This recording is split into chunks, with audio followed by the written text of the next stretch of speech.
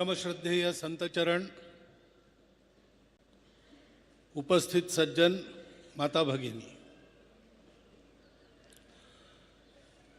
वास्तव में यहाँ खड़ा रह के दो शब्द बोलने की मेरी पात्रता यहाँ नहीं है। केवल संतों की आज्ञा है, इसलिए मैं खड़ा हूँ। क्योंकि धर्म के बारे में, भक्ति के बारे में इधर उधर से सुन के पढ़ के थोड़ी सी तोता रटंत कर लेना, ये तो कर सकता हूं, लेकिन जहां भाव भक्ति अनुभूति से संपन्न महापुरुष बैठे हैं, उनके सामने इन सब बातों के बारे में कुछ बोलना, ये दुस्साहस भी होगा और ये क्षमता भी नहीं है। परंतु देश राष्ट्र का काम मैं करता हूं और हम सब जानते हैं कि हमारा राष्ट्र ही धर्म के लिए बना है। उसका निर्माण ही इसलिए हुआ कि समय समय पर दुनिया को धर्म ज्ञान से हम आलोकित करें, अपने जीवन से लोगों को ये धर्म जीवन कैसे जिया जाता है इसकी शिक्षा दे। एतद्देश प्रसूतस्य सकाशादग्र जन्मनात् स्वम स्वम चरित्रम शिक्षेरन पृथिव्याम सर्वमानवा। अपने अपने चरित्र की शिक्षा हमको देखकर दुनिया ग्रहण करे, ऐसा हमारा जीवन हो। तो बात वही है, करने की बात है। और कृति तो सबको संभव है, यंत्रवत भी हो सकती है, भाव भक्ति से भी हो सकती है। भाव भक्ति से होती है तो वो कृति मुक्ति की ओर ले जाती है। यंत्रवत होती है तो भी नुकसान नहीं है, क्योंकि एक नियम में चलते हैं तो सदा उस कृति की उन्नति ये संभव होती है। रास्ता भटकता नहीं है आदमी, इसलिए वो कृति करने की बात है। दीदी माँ ने कहा थोड़ा थोड़ा कुछ करें। ये हमारा पंच परिवर्तन का जो कार्यक्रम हम आजकल बता रहे हैं, वो थोड़ा थोड़ा कुछ करने वाला ही कार्यक्रम है। हम जानते हैं, सभी संतों ने उल्लेख किया है, देश की आवश्यकता है, भेदभाव मुक्त भारत चाहिए। हिंदू समाज कभी किसी दूसरे के वीरता से, शौर्य से, बल के कारण हारा नहीं है। जब पराजय हुई तब फूट के कारण हुई, और कोई नहीं।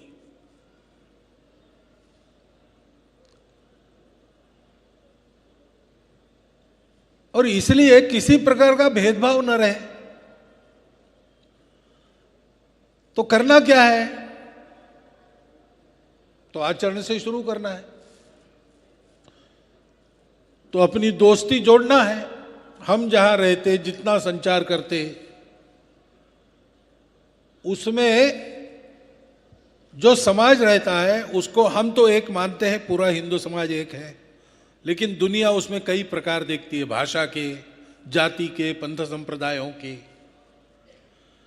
तो दुनिया जितने प्रकार हिंदुओं के मानती है, उतने प्रकार के हिंदुओं में मेरे अपने मित्र होने चाहिए, मेरे अपने कुटुंब के मित्र कुटुंब होने चाहिए। आना जाना, उठना बैठना, खाना पीना साथ में, सुख दुख में भाग दौड़ आदि जो व्यवहार मित्रों का आपस में होता है, मेरा उन सब के साथ होना चाहिए। कार्यक्रम करेंगे, भाषण सुनेंगे, भाषण देंगे, ये तो होते रहेगा। पर्व त्योहार एकत्र मिलकर करेंगे, महापुरुषों की जयंती पुण्यतिथि मिलकर करेंगे, ये तो होता रहेगा। लेकिन पूरे जीवन में अगर ये आना है तो हमको जोड़ना पड़ेगा मित्रों। ये जोड़ने का संदेश हमको मिला है। भगवान रामानुजाचार्य जी ने यही संदेश दिया। जब उनको कहा गया कि ये जो मंत्र दे रहे हैं आपको, वो मंत्र सबके लिए नहीं है, अधिकार संपन्न लोगों को ही देना है, क्योंकि मंत्र इतना मुक्तिदायक है कि जो इस मंत्र को सुनेगा वो मुक्त हो जाएगा। तो वो आकर महाद्वार के ऊपर चढ़ गए और वहां से जोर जोर से चिल्लाकर उन्होंने सबको बताया, भीड़ को बताया। मैडम सपने स्किप नहीं, सिप करो। Simply visit kotakmf.com/। जब उनको कहा गया कि ये तो आपने गुरु की आज्ञा का भंग किया और ये पाप हो गया, आप नरक के भागी बनेंगे, उन्होंने कहा ठीक है मैं अकेला जाऊंगा नरक में, लेकिन ये तारक महामंत्र है, ये सुनेंगे तो इतने सारे जीवों का कल्याण होगा, वो सब मेरे अपने हैं, तो मैं अकेला जाऊंगा नरक में, उनको तो मुक्ति मिलेगी। ये भाव है। भक्ति का संदेश, समरसता का संदेश रामानुजाचार्य जी ने स्वयं के जीवन से दिया है कि अपने स्वार्थ की हानि करके भी अपनों के स्वार्थ की हानि नहीं होने देना, क्योंकि सब अपने हैं। और करने की प्रेरणा भी तभी मिलती है ना, जो पराया है, जो अपना नहीं है, उसकी चिंता करने की बुद्धि सामान्य आदमी को क्यों होगी? तो कोई अपना है ये जब पता चलता है तो उसके लिए कुछ करने की बुद्धि भी होती है और व्यक्ति करते भी है। लेकिन सब अपने हैं ये पता कैसे चलता है? तो सब में अपनत्व का आधार क्या है? हम सब समान कैसे? भाई समान तो दिखते तो है नहीं, बुद्धि कम ज्यादा रहती है, शक्ति कम ज्यादा रहती है, सारी बातें कम ज्यादा रहती ही हैं, समान कैसे कहेंगे? तो ये जो ऊपर की बातें हैं, ये ऊपर की बातें बदलती रहती है, हर जन्म में बदलती है, एक जन्म में भी परिस्थिति समान नहीं रहती। परंतु एक बात जो न बदलने वाली है, जो सब में है, ऊपर की विविधता बदलते रहती है, अंदर की एकता सदा है, पहले भी थी, आज भी है, कल भी रहेगी। उसके साथ जुड़ जाओ तो पता चलता है कि सब मेरे अपने हैं। एकांत में आत्म साधना, स्वयं को पहचानना, स्वयं के अंदर ये जो चैतन्य है, जो विश्वव्यापी है, सर्वत्र है, उसको देखना और उसी को सब में देखते हुए उनकी सेवा परोपकार में अपना जीवन लगाना। सुदामा महाराज जी का भी यही संदेश है जो उन्होंने अपने जीवन से बताया, यही समरसता का संदेश है। कुटुंब प्रबोधन भी इसी के लिए करना है। हमको अपने कुटुंब की परंपरा, अपने देश की परंपरा अगली पीढ़ी को बतानी है। हमारी परंपरा क्या है? यही हमारी परंपरा है। आत्मवत् सर्वभूतेषु परद्रव्य मातृवत् परदारेषु परद्रव्येषु लोष्ठवत् आत्मवत् सर्वभूतेषु।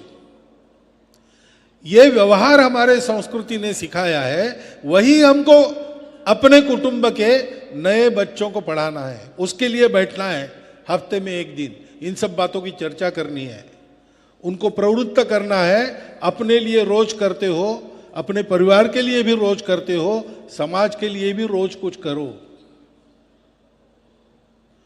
पर्यावरण को ठीक क्यों रखना है?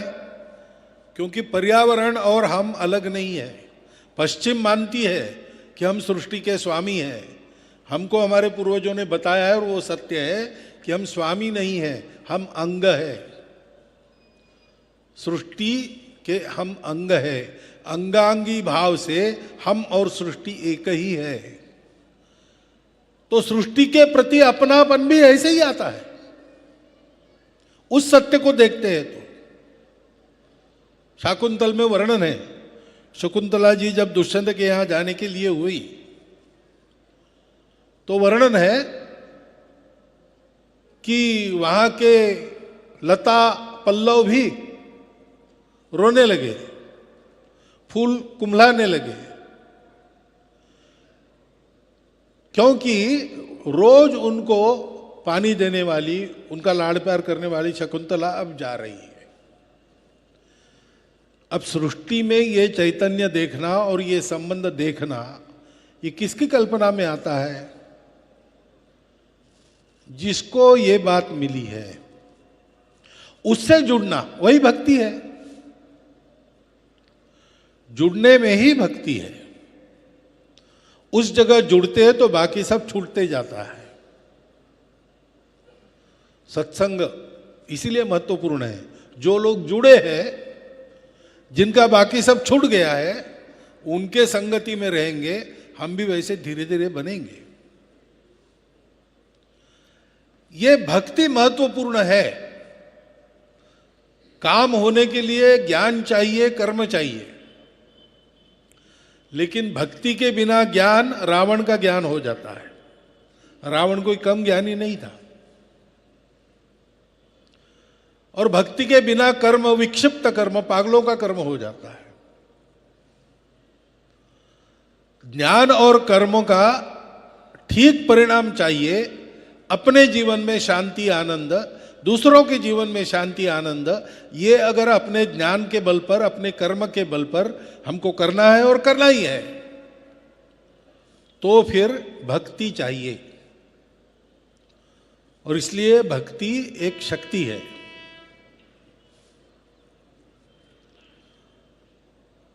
शक्ति में भक्ति नहीं है तो शक्ति दुर्बलों को प्रताड़ित करती है। जिनको सताया जाता है उनको और सताती है।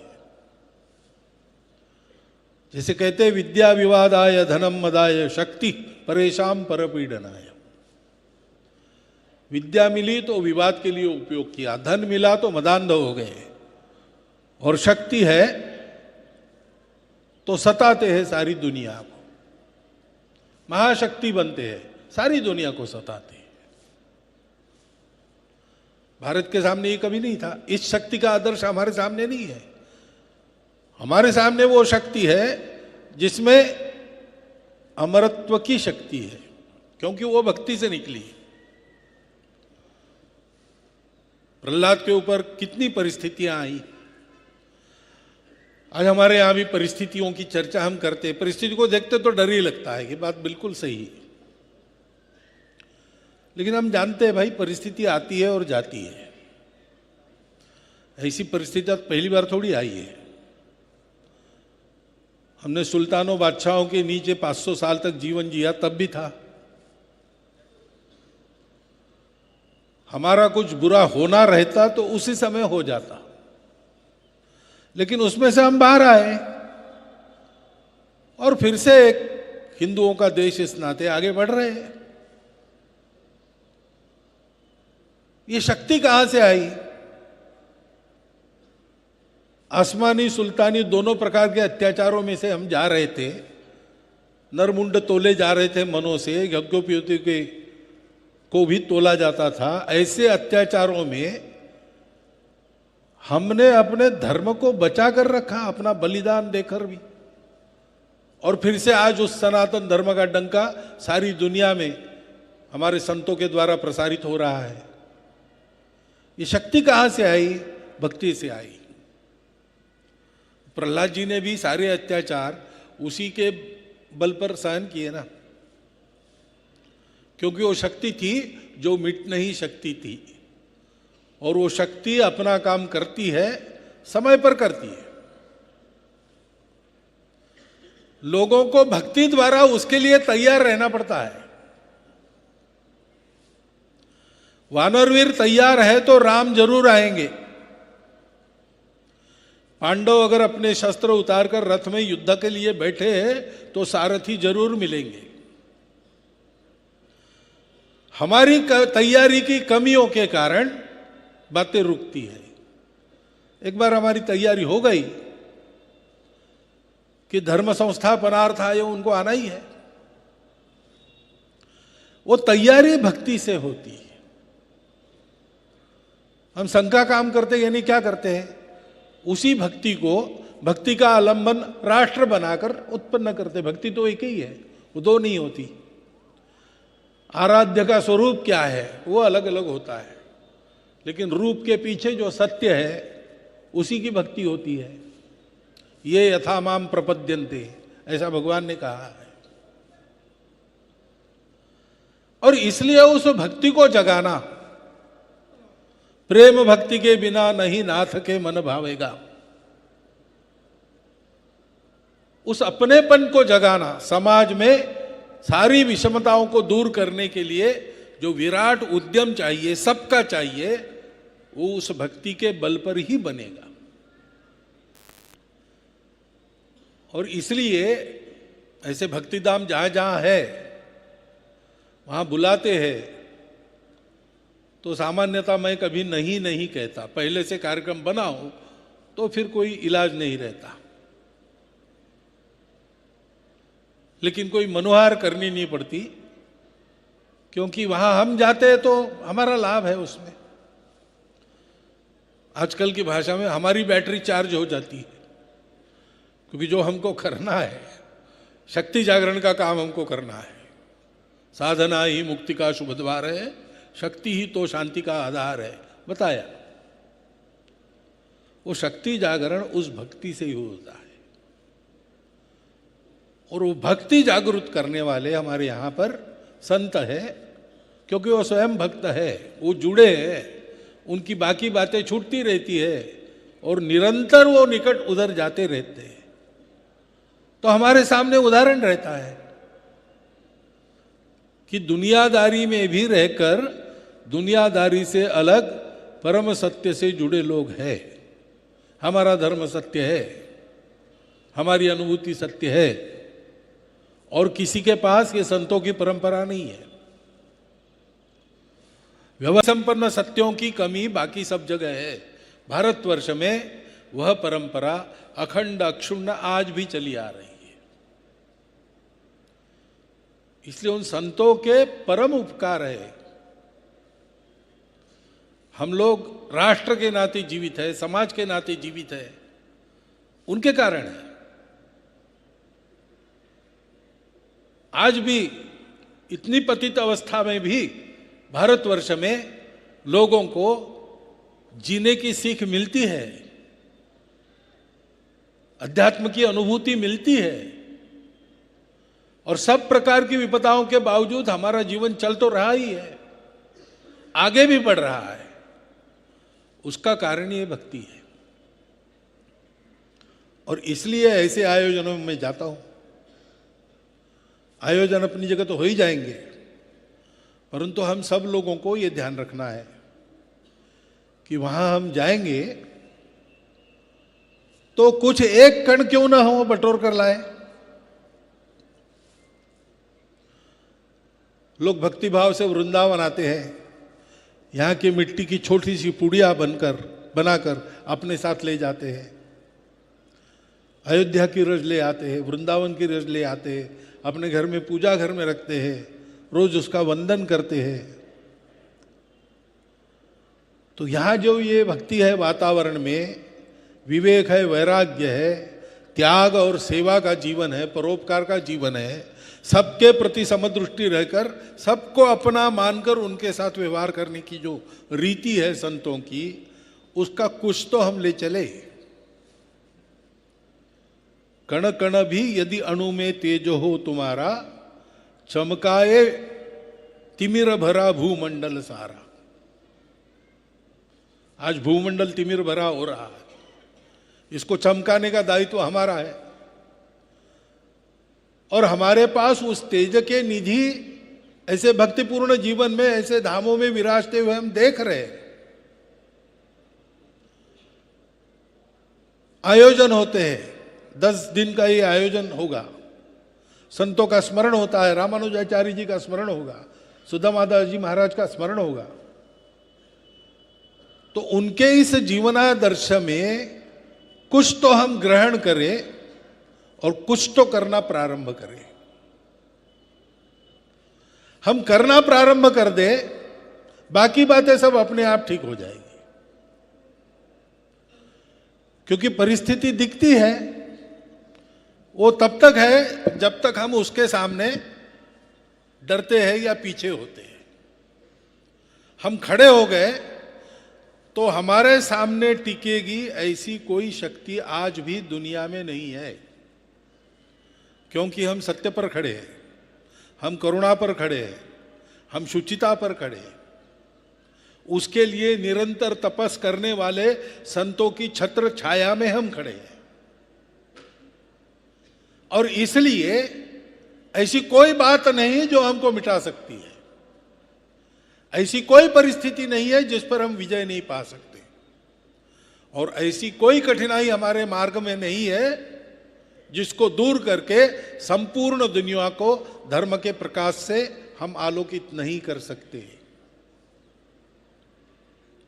बस हमको जागने की और चलने की जरूरत है। 2 कदम आगे जाए तो और 2 कदम हमारे लिए आगे डालना और आसान हो जाएगा। संकट आते हैं, लेकिन धैर्य से सामना करने वालों के सामने नहीं खड़े होते। एक कहानी, किस्सा महाभारत है, बहुत जगह महाभारत है, जैसे रामायण की अनेक कथाएं है, महाभारत की भी है। तो उसमें एक महाभारत में प्रसंग है, युद्ध के बाद सात्यकी अर्जुन दोनों ने सोचा कि अपने ही लोगों को मारना पड़ा, इतना महासमर संहार हो गया, मन को बड़ा कष्ट हो रहा है, तो मन को रमाने के लिए शिकार के लिए जाना चाहिए जंगल में। और श्री कृष्ण परमात्मा को भी बताया तो वो भी आ गए साथ में। शिकार खेलते खेलते रात्रि हो गई, तो इन दोनों में जंगल के रास्ते रात को शहर लौटना ये बड़ी भीतिदायक बात है, खतरे वाली बात है। तो जंगल में ही कैंप लगाना, रुक गए। कैंप है तो गार्डिंग है, रक्षण करना पड़ता है। उस जमाने में जंगलों में राक्षस भी हुआ करते थे।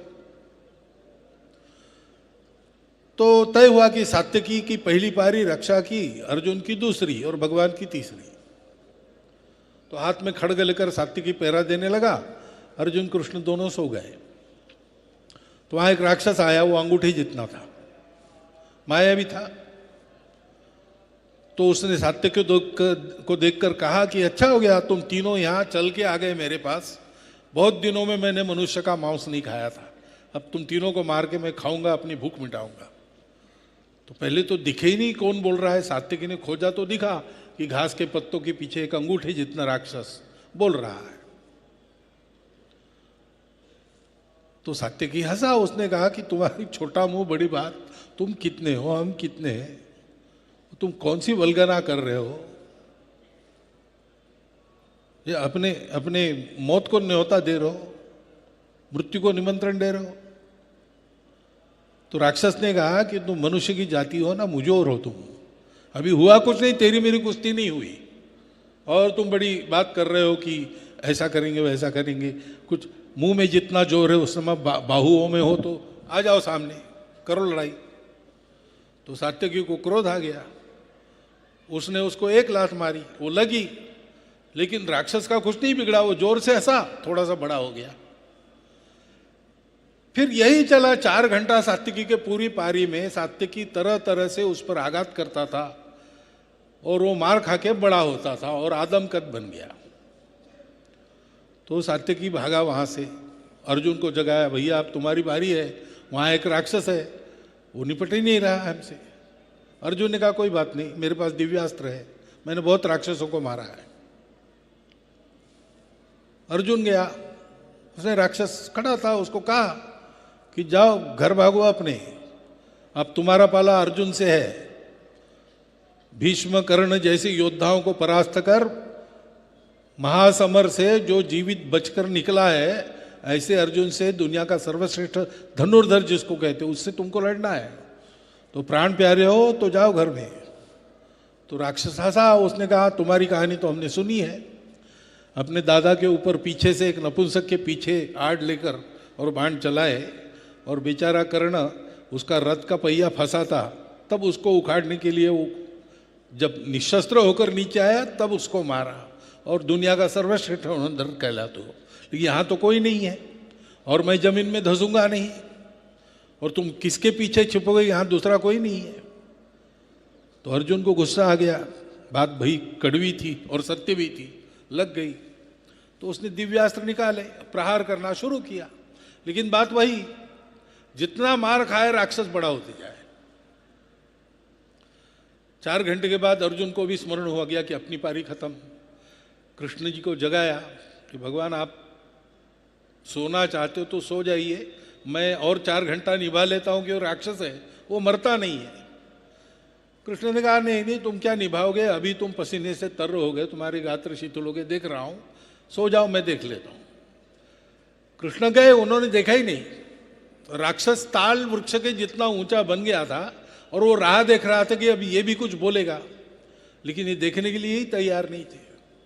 तो राक्षस को गुस्सा आ गया और उसने कहा तुम्हारी आंखें फूट गई, मैं यहां खड़ा हूं इतना बड़ा, जल्दी से लड़ो मेरे से और फिर मैं तुम तीनों को खाऊंगा। तो भगवान ने जैसे पहली बार देख रहे हो देखकर कहा कि अरे क्या बात कर रहे हो, इतने रात को मनुष्य के मांस का भोजन करोगे, हाजमा बिगड़ जाएगा, भूख बहुत लगी हो तो नींबू की शिकंजी वगैरह पी के सो जाओ घर में, अभी है यहाँ बात करेंगे गपशप, मैं अकेला कर रहा हूं, तुम साथी हो जाओ, सूर्योदय के बाद तुम अपने घर हम अपने घर। तो राक्षस को और गुस्सा आ गया, वो भगवान को मारने के लिए दौड़ा, लेकिन भगवान सावधान थे, अपने को बचाते रहे, राक्षस मारता रहा। और जैसे जैसे Good morning, students. We welcome you all to the graduation ceremony. आज भी लेट आया यार, चलो जल्दी फोटो क्लिक करो मेरी। Guys, come on.